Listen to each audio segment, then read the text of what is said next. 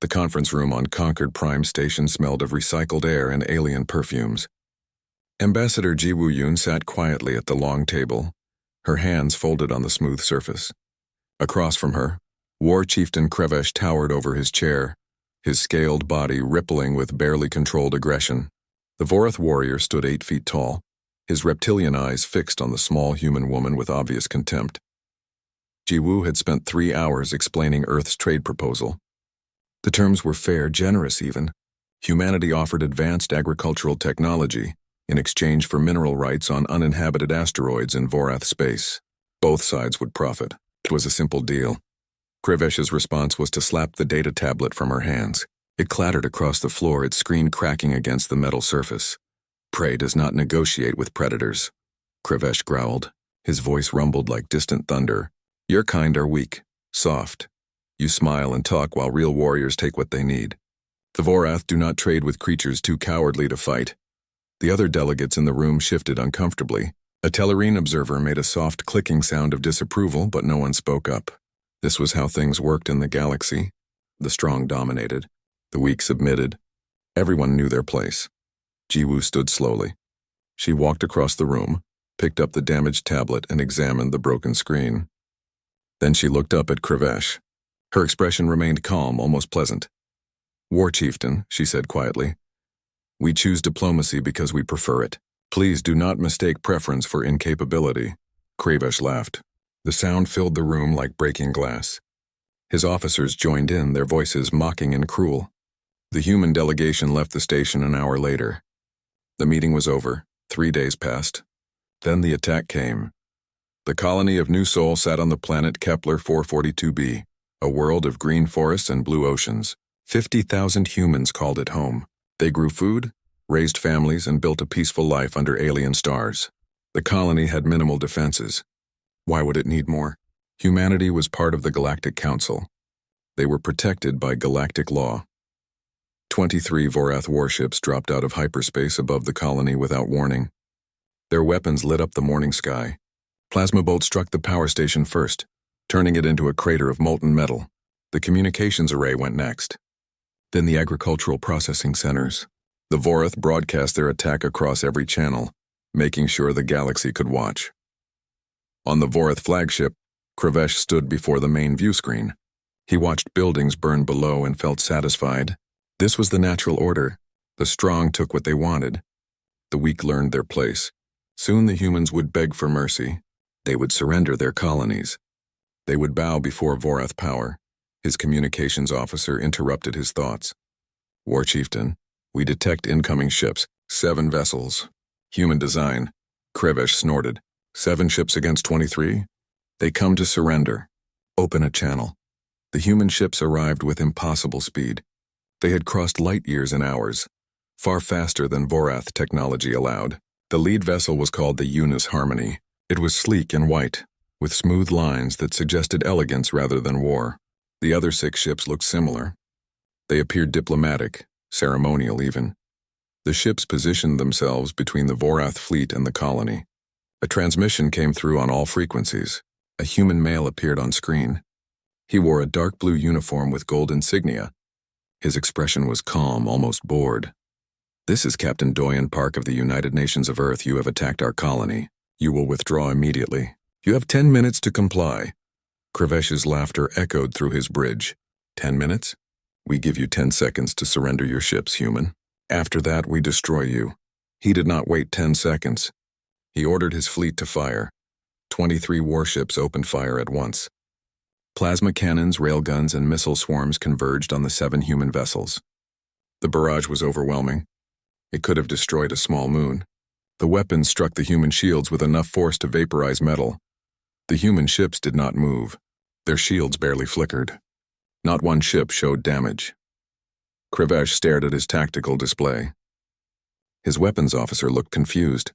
War Chieftain, our weapons had no effect. Their shield strength is far beyond our projections. Fire again. All weapons! The Vorath fleet intensified their assault. Minutes passed. The human ships absorbed everything without apparent effort. On the Eunice Harmony, Captain Park sat in his command chair. A young woman stood at the tactical station. Lieutenant Minji Kang watched the countdown timer on her display. Her hands rested near the weapons controls. "Timer expired, Captain," she said quietly. Captain Park nodded once. "Lieutenant Kang, you may respond." Minji's expression changed. The patient professionalism vanished, replaced by something cold and focused. Her fingers moved across her console. The 7 human ships changed. Their smooth white hulls split apart along invisible seams. Each vessel divided into 5 smaller craft. What appeared to be 7 ships became 35 attack vessels in seconds. They moved with perfect coordination like a school of predatory fish. The attack craft accelerated. They moved at speeds that should have killed any crew inside. They spun and twisted through space with impossible precision. Weapons emerged from hidden compartments. Rails guns, plasma cannons, and missile pods appeared along every surface. The Vorath fleet tried to respond. They were too slow. The human craft wove between the larger Vorath ships, targeting weapons, engines, and shield generators with surgical precision. Explosions blossomed across the Vorath formation. Ships listed to the side, their engines dead. Others broke apart as their power cores failed. 4 minutes. That was all it took. 19 Vorath warships floated dead in space. Their crews were alive but helpless. 4 ships remained operational. They did not fire. They could not. Fear had frozen their crews. Captain Park's voice filled every surviving Vorath bridge. "You are defeated. Retreat now. Report what you have seen. Tell your leaders that we prefer peace. Tell them we choose diplomacy because it is better, not because we fear war. Tell them we are very, very good at war. That is precisely why we avoid it." On his bridge, Krivesh stared at the destruction. Half his fleet was gone. The survivors were only alive because the humans allowed it. His hands shook. In all his years of conquest, he had never faced an enemy like this. He had never been so completely, utterly outmatched. "Retreat," he whispered. Then louder, "All ships, retreat." The 4 surviving ships limped away. The human vessels did not pursue. They simply watched the Vorath flee, their weapons still active, ready to respond if the attack resumed. As the last Vorath ship vanished into hyperspace, Lieutenant Kang secured her weapons. The 35 attack craft rejoined, reforming into 7 diplomatic vessels. Within minutes, they looked exactly as they had before the battle. Sleek, peaceful, and completely harmless. Captain Park stood and straightened his uniform. "Send medical teams to the disabled Vorath ships. Treat their wounded. Repair their life support systems. Then contact Ambassador Yoon. Tell her the Vorath have been educated." "Yes, Captain," Minji replied. She paused, then asked, "Do you think they learned the lesson?" Park looked out at the stars. "No, they will interpret mercy as weakness. They will come back with greater force. But we had to try. We always have to try first." Across the galaxy, news of the battle spread. The footage had been broadcast. Every species with access to galactic communications watched the engagement. They saw the Vorath attack. They saw 7 human ships become 35. They saw the complete devastating efficiency of humanity's response. On Concord Prime Station, Ambassador Ji Woo-yoon received the reports. She read them carefully, then composed a message to Earth. Her words were simple. Phase 1 failed. The Vorath did not respond to diplomatic pressure. Phase 2 complete. They have seen a fraction of our capability. Awaiting Phase 3 authorization. She sent the message and waited. In her experience, species like the Vorath needed multiple lessons. They would not surrender after one defeat. Their pride would not allow it. They would return, convinced that the humans had revealed all their secrets. They would be wrong. War Chieftain Krivesh stood before the Vorath High Council on Krell Prime. His wounds were bandaged, but his pride hurt worse than any physical injury. The council chamber was ancient stone, carved from the bedrock of their homeworld. 12 elder warriors sat in judgment, their scales darker with age, their eyes sharp with calculation. "You returned defeated," Elder Rekis stated. His voice was dry as desert sand. 23 ships. 19 destroyed. You fled from 7 human vessels. Kravish's claws dug into the stone floor. "The humans are not what they appear. Their ships divide. Their weapons are far beyond our intelligence reports. They moved faster than our sensors could track. And yet they let you live," another elder observed. "They repaired your ships. They treated your wounded. Does this sound like a powerful enemy?" Krivesh straightened. Here was his argument. Exactly. They hesitate. They lack the will to finish what they start. A true warrior would have destroyed us completely. The humans could not bring themselves to do it. They are soft. They showed mercy because they are weak. The council considered this. In Vorath culture, mercy was weakness. An enemy given quarter was an enemy who would rise again. The strong killed, the weak begged. There was no middle ground. Elder Rekis nodded slowly. You will return with greater force.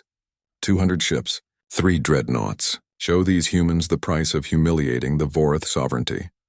Across the galaxy, the Galactic Council convened an emergency session. The great amphitheater on Arbitros held representatives from hundreds of species.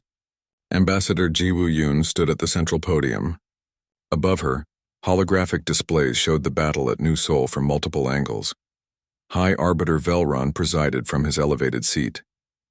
The Tellarine was old, ancient by most standards, and he had maintained galactic peace for over 300 years.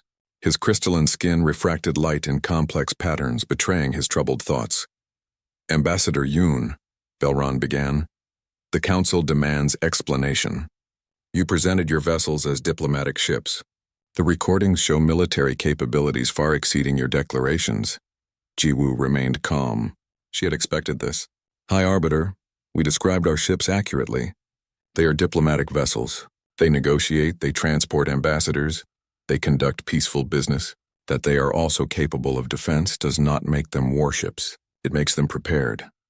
A Vorath representative, Sub-Commander Thelric, stood abruptly. He had survived the battle and his scales still bore burn marks. They deceived us. They presented weakness, then struck without warning. Captain Park provided 10 minutes warning. Jiwoo replied quietly. You attacked immediately. You fired first. We responded only after absorbing your assault. If anything, we were remarkably patient. The chamber erupted in debate. Some species argued that humanity had violated the spirit of council membership. Others pointed out that the Vorath had initiated hostilities. Still others worried about the implications.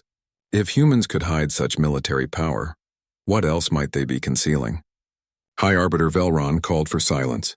When the chamber quieted, he asked the question everyone wanted answered. Ambassador Yoon, how extensive are humanity's military capabilities? Jiwoo met his gaze steadily. Sufficient, she offered nothing more. The silence stretched. Finally, Velron dismissed the session. Jiwoo left the chamber knowing she had revealed exactly as much as intended. Nothing. 3 weeks passed.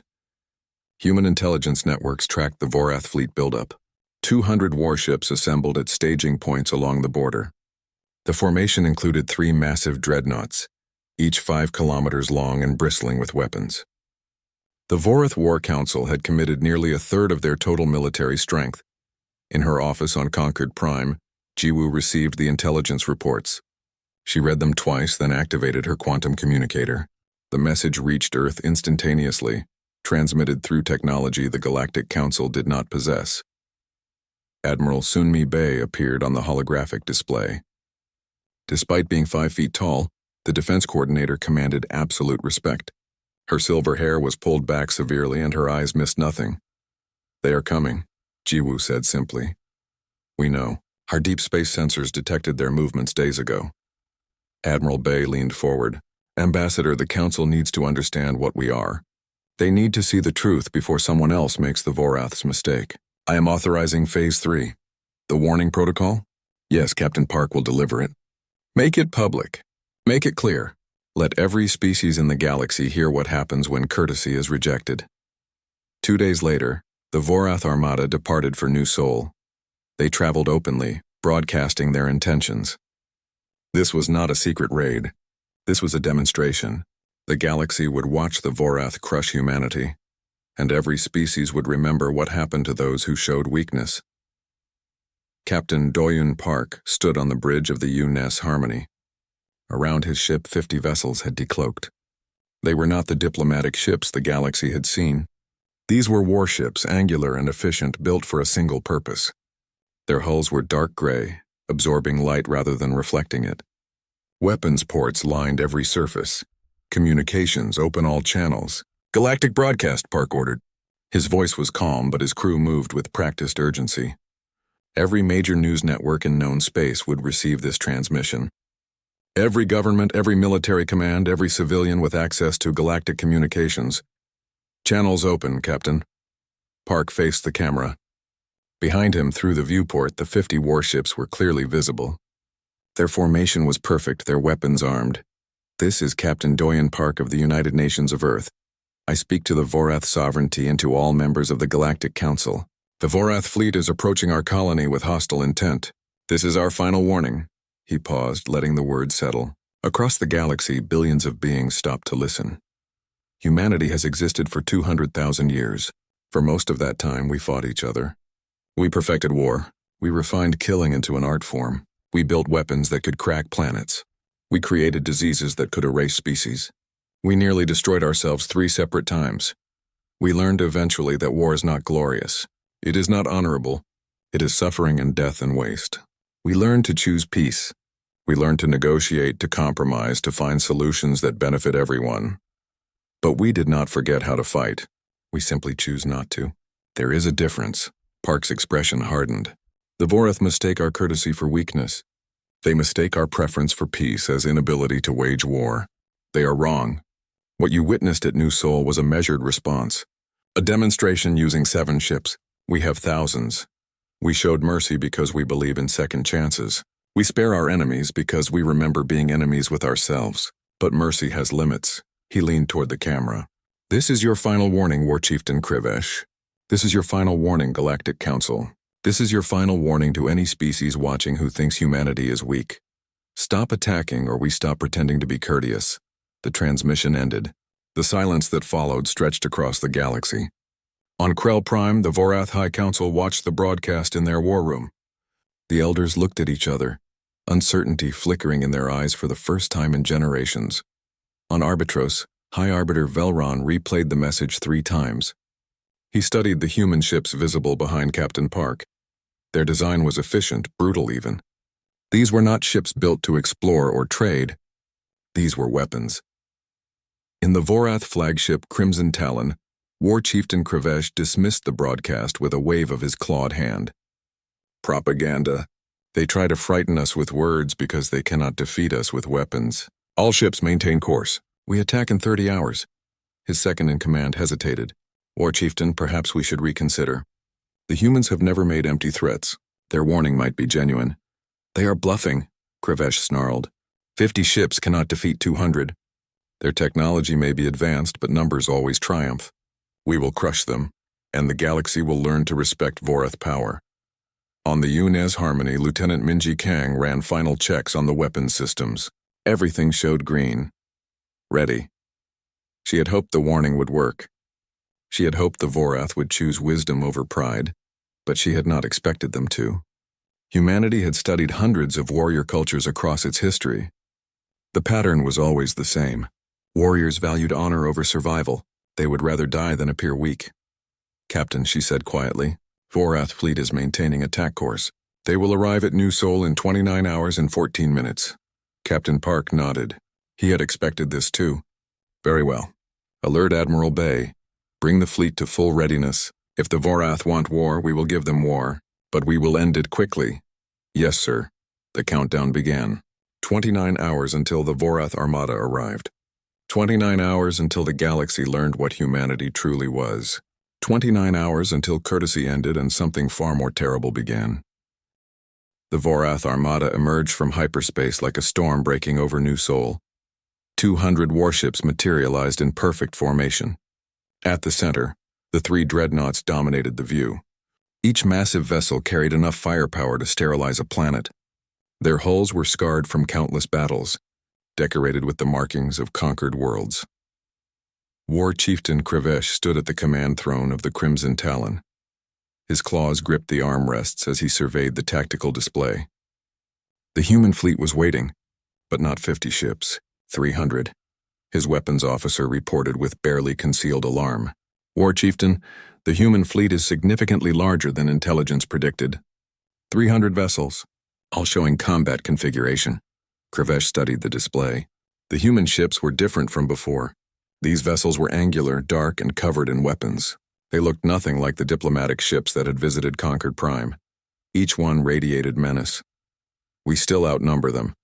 Krivesh growled, though his voice lacked its usual confidence. "And we have the dreadnoughts. Maintain formation. Prepare to engage." A transmission cut through the tactical chatter. Captain Park's face appeared on every Vorath view screen. His expression was neutral, almost sad. "War Chieftain Krivesh, this is your final opportunity. Turn your fleet around. Leave this system. No one needs to die today." Krivesh's response was to open fire. The Vorath fleet unleashed everything. Plasma bolts, kinetic rounds, and missile swarms filled the space between the two forces. The dreadnoughts fired their main cannons, weapons capable of cracking moons. The barrage was apocalyptic. Enough firepower to destroy entire civilizations converged on the human fleet. The human ships did not evade. They did not scatter. They simply absorbed the attack. Their shields held without apparent strain. Not a single human vessel showed damage. On the bridge of the Uni Incheon, Lieutenant Commander Minji Kang watched her tactical display with cold focus. She had been promoted and given her own ship for this battle. Around her, the bridge crew worked in silence. They had trained for this. They knew what came next. All weapons show green. Targets acquired, awaiting command authorization, she reported. Captain Park's voice came through the fleet channel. "All ships, you are cleared to engage. Rules of engagement: disable enemy vessels. Minimize casualties. Show them why we gave them a chance to leave." Minji's fingers moved across her console. Weapons free. The human fleet moved. What happened next would be analyzed by military strategists for decades. The human ships accelerated to impossible speeds, executing maneuvers that should have liquefied their crews. They moved with perfect coordination, each vessel knowing exactly where every other ship would be. Human railguns fired.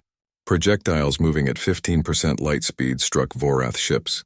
Shields meant to withstand nuclear weapons simply evaporated.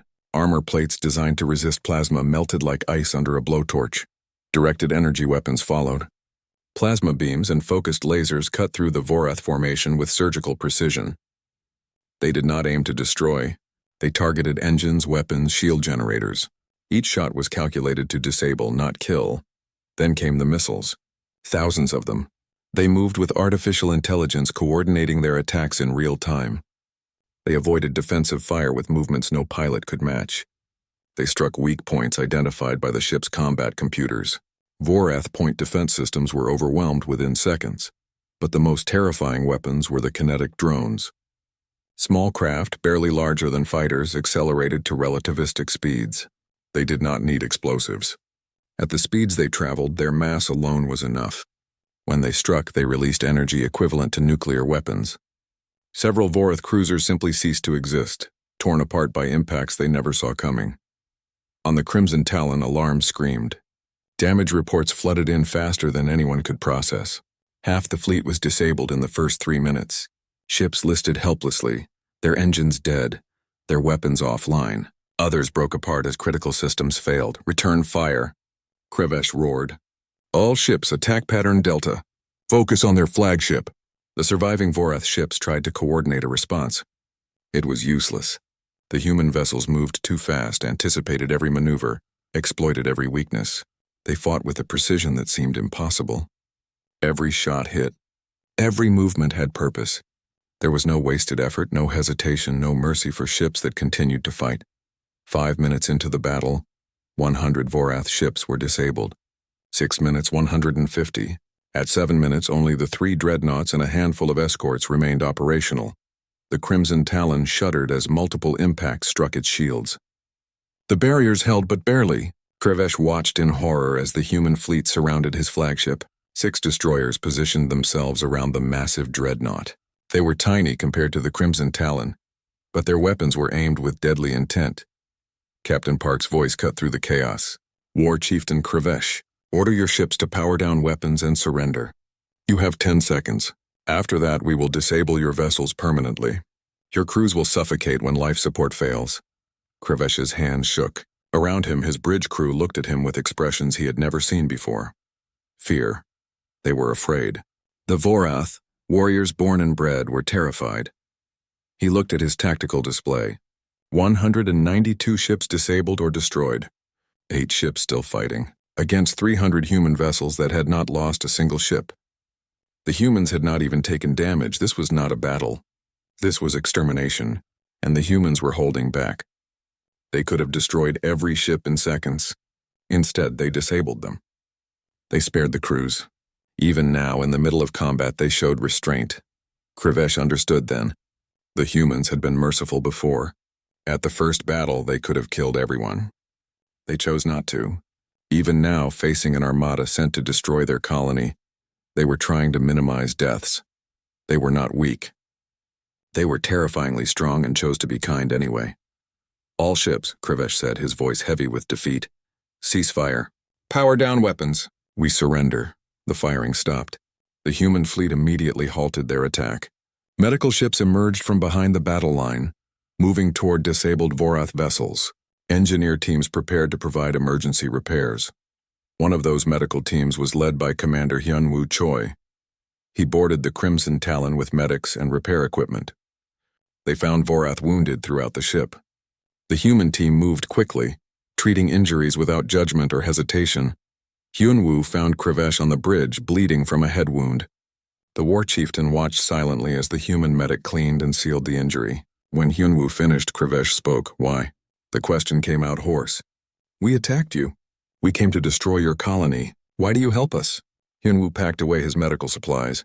Because the fighting is over, you lost. What purpose would there be in letting you die? We do not enjoy killing.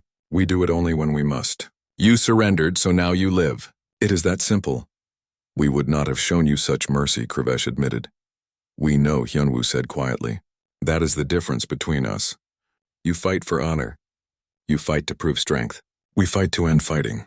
When you are defeated, our goal is accomplished. Killing you after that would serve no purpose. Across the system, the same scene repeated on every disabled Vorath ship. Human medical teams treated the wounded. Human engineers restored life support and provided supplies. Human commanders ensured Vorath crews had what they needed to limp home. The battle had lasted less than 10 minutes. The Vorath had committed 1/3 of their military might. They had lost completely, and the humans had spent the next 3 hours saving their lives. The entire engagement was broadcast across the galaxy. Every news network showed the footage. The overwhelming human victory, the precise, devastating efficiency of their weapons, and then, the unexpected mercy shown to a defeated enemy. On Arbitros, High Arbiter Velron watched the recordings in silence. When they finished, he sat motionless for several minutes. Finally, he activated his communicator and requested an emergency council session. The galaxy needed to understand what humanity was, before anyone else made the Vorath's mistake. On Krell Prime, the Vorath High Council watched their proud armada retreat in defeat. Elder Vrekus dismissed the other council members, then sat alone in the ancient chamber. For the first time in his long life, he questioned everything the Vorath believed. Strength was not enough. Victory was not guaranteed by numbers or courage. The humans had shown a different kind of strength. The strength to be merciful when they could have been merciless. The strength to heal enemies who had tried to destroy them. The strength to end a war without hatred. Perhaps, Vrekus thought, the Vorath had much to learn about true strength. The Galactic Council chamber had never been so crowded.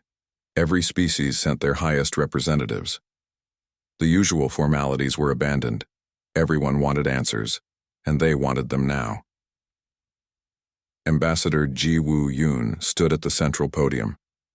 Beside her was Admiral Sunmi Bae, who had made the long journey from Earth specifically for this session. Captain Doyen Park stood to their right, still wearing his combat uniform.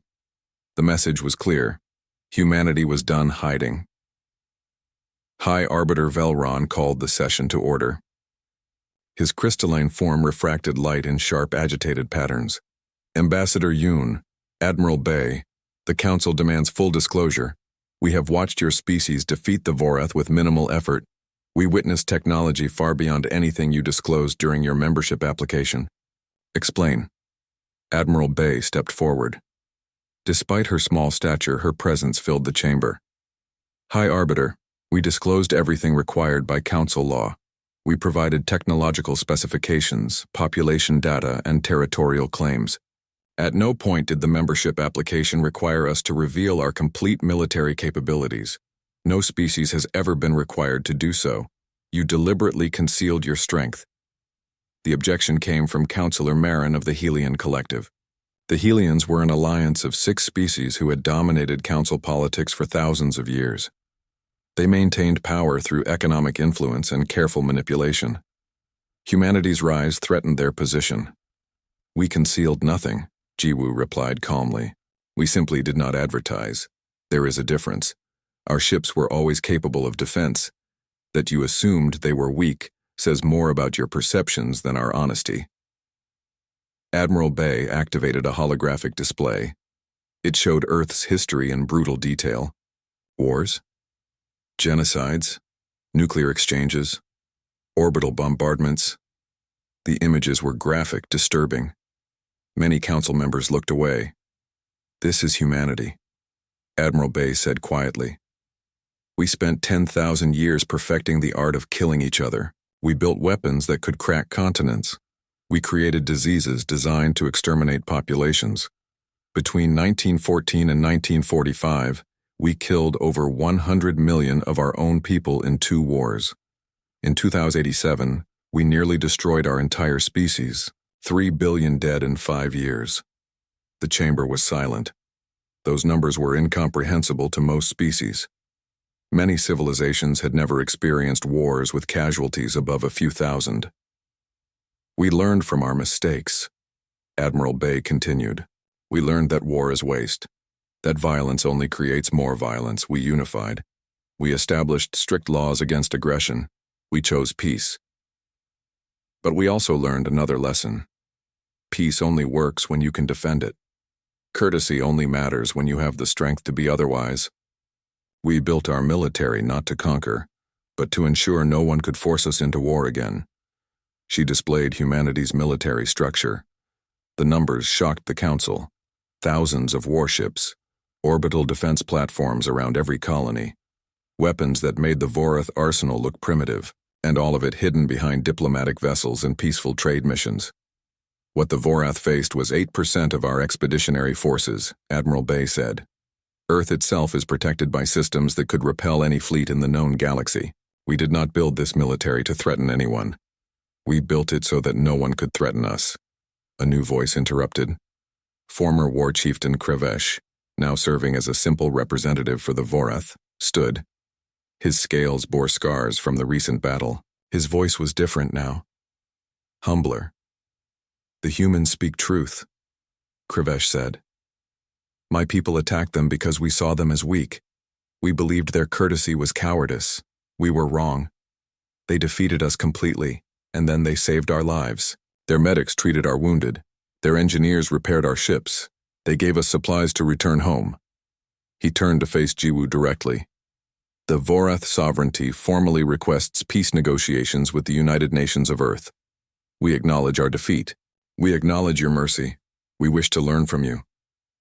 The request stunned the chamber. The Vorath were proud warriors. They did not beg. They did not admit weakness. Yet here was their representative, publicly acknowledging defeat and asking for peace. Jiwoo's response surprised everyone even more. "We accept your request for peace. We require no reparations. We claim no territory. We ask only 2 things. First, that you cease all aggression against humanity and our allies. Second, that we establish a mutual defense pact. If you are attacked, we will defend you. If we are attacked while our fleets are distant, you will defend our colonies." The terms were generous beyond belief. Krevesh stood silent for a moment, processing the offer. Then he bowed his head, a gesture of deep respect in Vorath culture. "We accept." Over the following weeks, other species approached Earth with similar requests. The defensive pact grew rapidly. Within 2 months, 23 council species had joined. Humanity found itself at the center of a growing alliance, bound not by conquest, but by mutual protection. But not everyone was pleased. The Helian Collective watched humanity's rise with growing alarm. In private chambers, Councillor Marin met with his closest allies. They represented the old power structure, the species who had guided the council for millennia. "The humans must be stopped," Marin said. "They speak of peace while building the most powerful military machine the galaxy has ever seen. Today they defend. Tomorrow, they may decide to rule." His chief advisor, a being named Kellis, nodded agreement. We cannot match their military strength, but we can undermine their political position. If we can prove they are secretly aggressive, their alliance will collapse." "How?" Marin asked. "We stage an attack. Make it appear that humans struck one of our worlds. Present evidence to the Council. Once other species fear them, their alliance will fracture." The plan was dangerous. It required sacrificing some of their own people, but Marin believed it was necessary. The Helians had maintained power for 6,000 years. They would not surrender it to these aggressive newcomers. 6 months after the Vorath defeat, an attack struck the Helian border world of Serist IV. The assault was brutal, but calculated. Industrial facilities were destroyed. Communication arrays were targeted. The attack patterns resembled human tactics. The weapon signatures matched human plasma technology. Within hours, Councillor Marin brought evidence before the Council.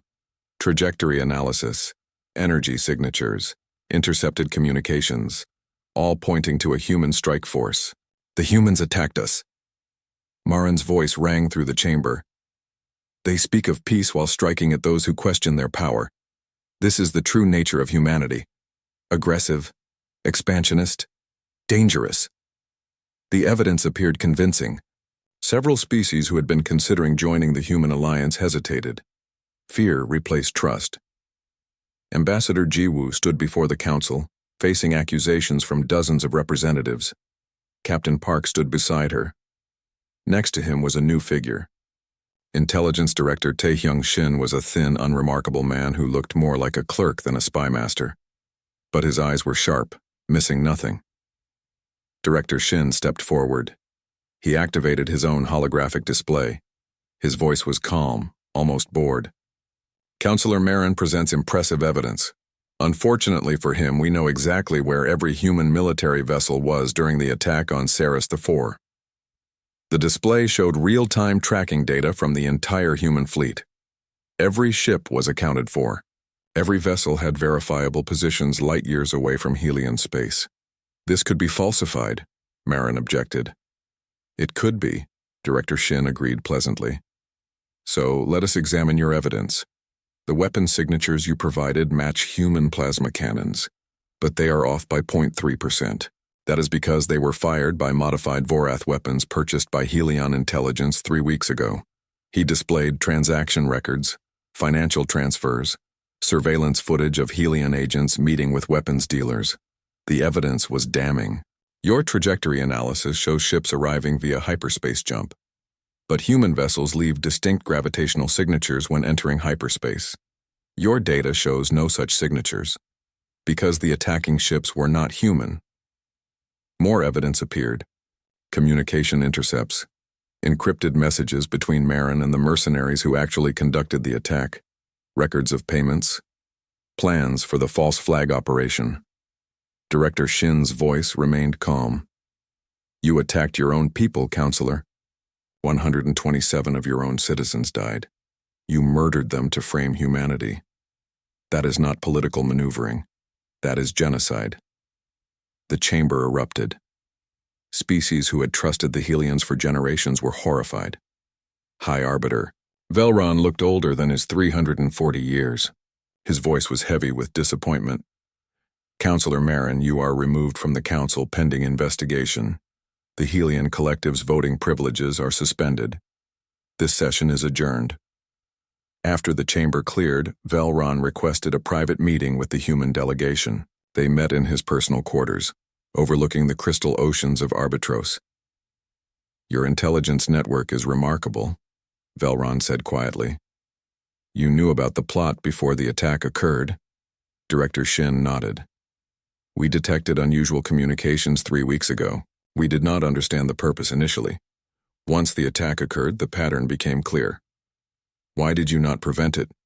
"Because preventing it would have revealed our surveillance capabilities without exposing the conspiracy," Admiral Bay explained. The Helians would have simply Tri-Captain Doyen Park stood on the observation deck of the Yunus Harmony, looking out at stars he had never seen before. The Perseus arm of the galaxy was unexplored territory. No Council ship had ever traveled this far into the galactic rim. The region was considered too distant, too empty to be worth investigating. But human deep space sensors had detected something. Energy readings that did not match any known natural phenomena, signals that suggested artificial origin. Director Shin had recommended immediate investigation. The council had not been informed. Some things needed to be understood before they became public knowledge. The expedition consisted of 12 ships. Human vessels formed the core, but representatives from allied species had joined the mission. Vorath warriors served alongside human soldiers. Helion scientists worked with human researchers. The alliance was growing stronger each month. Lieutenant Commander Minji Kang entered the observation deck. She carried a data tablet, her expression troubled. "Captain, Dr. Yoonji Nam has completed her analysis of the energy readings. You need to see this." They walked to the science lab together. Dr. Nam was a small woman with sharp eyes and quick movements.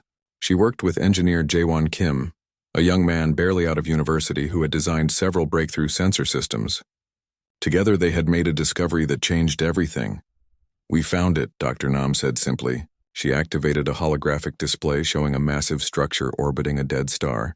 The structure was enormous, easily thousands of kilometers across.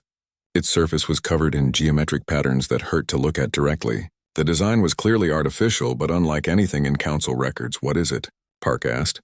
"A warning beacon," Engineer Kim replied. He pulled up translated data. The structure broadcasts a message in multiple formats: mathematical sequences, visual patterns, harmonic frequencies, all saying the same thing. It took us 3 days to fully decode it. Dr. Nam read from her notes. Her voice was steady, but her hands shook slightly. "We were the 847th civilization in this galaxy. We grew strong. We built marvels. We achieved peace among ourselves. Then they came from the void between galaxies. We fought for 3,000 years. We lost. This beacon is our final act. Our warning to whoever comes after us: they return in cycles. They harvest advanced civilizations. They consume technology, culture, knowledge. They feed on complexity itself. When you find this message, calculate your time carefully. We fell in the year 847 by our calendar. The cycle repeats every 50,000 years. Prepare, unite, or perish as we did." Silence filled the lab. Engineer Kim broke it with clinical precision. "Captain, I have analyzed their calendar system and matched it to our astronomical observations. If their cycle matches our years, we have approximately 19 years before they return." Park felt cold. 19 years to prepare for an enemy that had destroyed a civilization advanced enough to build this warning beacon. An enemy that returned in cycles to harvest entire galaxies. "Return to Earth immediately," he ordered. "Quantum burst transmission to Admiral Bay and Director Shin. Priority Alpha. Then set course for Concord Prime. The Council needs to know." 2 weeks later, every Council member stood in the Great Chamber on Arbitros. The beacon's message played on the central display. The translation was clear. The warning was undeniable. Yet the response was chaos. Some species dismissed it as ancient myth. Others panicked, suggesting immediate evacuation to distant galaxies. A few proposed surrendering preemptively, hoping these harvesters might show mercy to those who did not resist. High Arbiter Velron called for order repeatedly. The chamber slowly quieted. He turned to the human delegation. "Ambassador Yoon, humanity has proven resourceful. What do you propose?" Admiral Bay stood. She had prepared for this moment during the journey from Earth. 19 years is enough time, but only if we start immediately. Humanity offers our complete military technology to all council members. We offer our tactical knowledge, our strategic planning, our manufacturing capabilities, everything we have learned about warfare. But technology alone will not save us. The precursors who built that beacon had advanced technology. They still lost. We need something more. She activated her own display, showing a proposal that humanity had spent weeks developing. We call it the Galactic Defense Initiative, a unified military command drawing forces from every council species, shared technology, combined tactics, universal training standards. We stop thinking of ourselves as separate civilizations and start acting as one galaxy. The proposal was detailed and comprehensive. Every species would contribute according to their abilities. Warrior cultures like the Vorath would train ground forces. Technical species like the Helians would manage logistics.